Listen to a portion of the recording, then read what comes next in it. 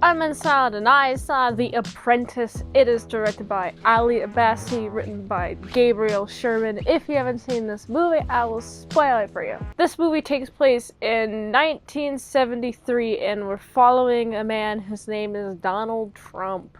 It shows his father being a real estate mogul. He's created a lot of big projects in New York City, and we got the government is on their booties. They're being sued for discrimination against people who they rent to. We also meet a lawyer as he's employed by Donald Trump, Roy Cohn. I went into this movie thinking, oh, this is going to be just about Donald Trump. No, it's really about how Roy Cohn is gay. And this movie heavily implies that Donald Trump and Roy Cohn are having some sort of gay relationship. When we first meet Roy puts a nice meaty grasp right on Donald Trump's thigh. And then later it's showing them drinking. What's interesting, Roy forces Donald Trump to drink big drink, even though Trump himself is not a big drinker. Cohen forces Trump to take 3 shots, 3 drinks, and then he goes and pukes. And I'm like, okay, I don't know if this actually happened. They're being all buddy-buddy, like, oh, we're having an open time. And there's some point where Roy, after Trump's a few drinks in, is like, oh, do you have sex? But he says the F word instead of have sex. And it's like, this is weirdly inappropriate. This is very gay. This movie's really trying to paint that Roy's gay. They're trying to paint that Donald Trump is having a gay relations with Roy, but I don't believe it. I just think that whoever wrote the movie has an anti-Trump bias. But it's also not comically against Trump. It's like, oh, we're just observing this guy from a human perspective. But then, like, the things added in this film is like, well, I don't know if he would do this based on the character that I know. You can see that some of the stuff filmed is based off of interviews and hot micing stuff. There's this real interview with Roy and Donald Trump that is nailed to the nail. Nailed it. You did it. You did the interview. You get it. You get a gold star for nailing the interview. But then everything else that's not actually recorded in history seems to be painting Trump in the worst light possible. It's showing him that he's finding any way that he can to avoid taxes. And that's fine if you're building something, because taxes are going to take a big chunk of your budget away. But the way that this movie frames it, it frames him like he's some sort of evil dude just trying to find any way to cut costs, but also doesn't portray him as that. It portrays him as he knows that he has to put a fantastical front, so he's going to be making it big or not at all, you know. I like this part. I like how bravado he is. The bravado-ness I see as being true. But the other stuff that I see him do in this movie, I'm like, that doesn't really fit the character that this person's being based on. This movie progressively shows Roy Cohn getting sicker and sicker, and we see Trump first. He's like, well, are you okay? And Roy's like, nah, I'm alright. I'm good. And then someone tells Trump about AIDS, that this guy has AIDS, and so he essentially just exiles him. Nope, you're not gonna work for me no more, and I don't want to touch you. And then when him and his partner are just super sick, and I guess the partner died between when Donald Trump cuts all contact to when Donald Trump decides to phone Roy. Roy's like, oh yeah, my partner died, and I'm just chilling. And then Donald Trump brings his lawyer to this place, and I don't remember where it's at exactly, but it's a nice place that Donald Trump owns. He takes him there, gives him some cufflinks with the word Trump on them for some reason. That's not personal at all.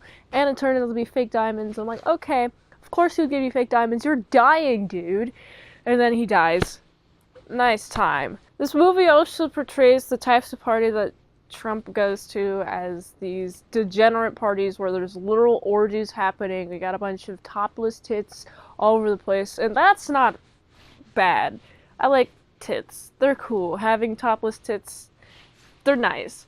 But it's also portraying that there's just orgies happening in the side rooms, and these people leave their bedroom doors open while happening, and it turns out Trump accidentally walks in with Roy having sex with a man. It's like, okay, yeah, he's being painted as gay. There's a point where he's like, oh man, Ivana, I love you. And then later on it's like, Ivana, I'm not attracted to you anymore. And Ivana, it's right after Ivana's like, yeah, can you bang me more? And then Donald Trump, and this is the really inflammatory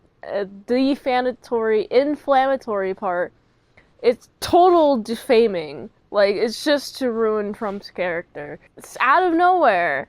He frickin' slaps Ivana down to the floor and just starts raping her. I'm like, this is out of nowhere. This is not at all what the character would do.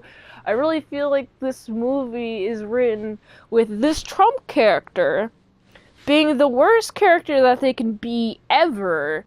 And of course there are some traits, like good traits, like you need to be personable in order to convince a lot of people to give you money. And you have to be personal to have a bunch of people be your friends and therefore to give you money, and he just loves making deals, right? That's just ultimately what Donald Trump looks like to me. He's just a guy, he's a businessman who loves making deals. But this movie paints him as like this evil dude. I'm like, I don't really think so. This movie's character portrayal would be fine if it was established that he was a bad dude in the beginning, but the very beginning just establishes him as a nice little, he's just a guy, he's just a human being. The end of the movie is Donald Trump hiring a ghostwriter to write Art of the Deal. And Trump says 3 rules that Roy told him at the very beginning of the movie, and then Donald Trump eventually uses against Roy to get him out of his life. 1, attack, attack, attack, always attack, all the time. Do it all the time, never stop attacking or else you're going to be attacked and then therefore die. 2, always deny everything, never admit fault. And then number 3 is always win, never ever ever admit defeat, always take victory no matter what, even if it looks like you're about to lose, never give up, always win. So those are 3 rules.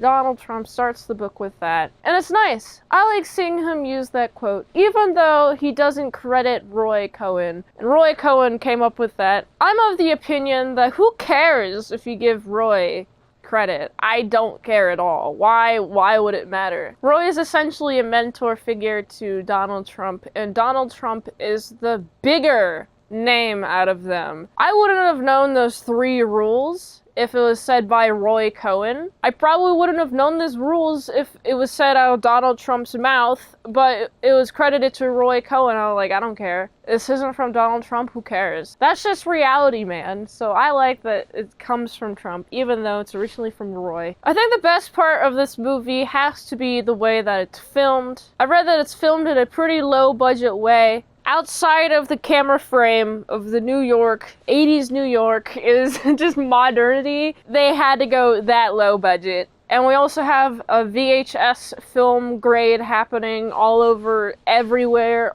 on the film. I like it. It adds a nice little aesthetic. They use stock footage from the 80s to establish the vibe of the video, and then they filmed it in that way to match the stock footage, and I find that to be really cool. 70s and 80s, whatever. It looks the same to me as somebody who's born in 2000, 70s, 80s. The only difference between them is 10 years. This movie made me realize that Donald Trump just loves making deals. If he didn't get paid, he wouldn't care. He'll just keep making deals. No money involved whatsoever. That's how you get paid millions and billions of dollars, is if you do it for the arts of it, not for the end result, which is the money. That's how you make them good deals. He also makes Trump Tower in this one, and Trump Tower seems to be cool. It seems like a lot of people don't believe in him, believe in his ability to make Trump Tower, especially in the location which he chose. And the location he chose, it's right next to the subway, and there's a bunch of homeless people and a bunch of prostitution and pimping happening. And then he makes Trump Tower, and the neighborhood gets a lot gooder. I think this movie's a lame attempt to slander the good name of Donald Trump, our president. okay? You can't just be slandering our president like that. Granted, when this movie released, which was October 2024, it was a month before the election, so he wasn't president yet. But still, come on, man, he was former president. You can't be doing this. I know how much the media hates Donald Trump, but I don't believe the media. I like him. I think he's a cool guy. He has to be personable. There's moments in this movie where I'm like, he wouldn't say that because it's not personable. There's a moment where he yells across the street, F you, to a New Yorker. I'm like, he wouldn't. You would probably just thank the guy. He doesn't seem like that. How else would you get to president level if you were just some douche canoe? This movie was very meh. It was defamatory. And it made me like Trump more, actually, because of watching this movie, and I was like, man, they're really trying hard to make me hate him. I like him more now. What do you think of The Apprentice? What do you think of the film? Roy Cohn's gay. Thanks, movie. I don't care. I never cared, and this movie really wants me to care, and I don't care at all. So I gotta give this one, it's a solid 6 out of 10. If you like this review, watch another on the platform with likes at $20 Dinos, patreon.com/ASEPresents. One movie review for 1 month. Go to his link tree, swear to daily grinding and all the daily movies, so go here. And until next time, mint salad sauce, heel to my salad croutons and bacon bits. I hope I don't slip and fall. We'll see. This is all ice.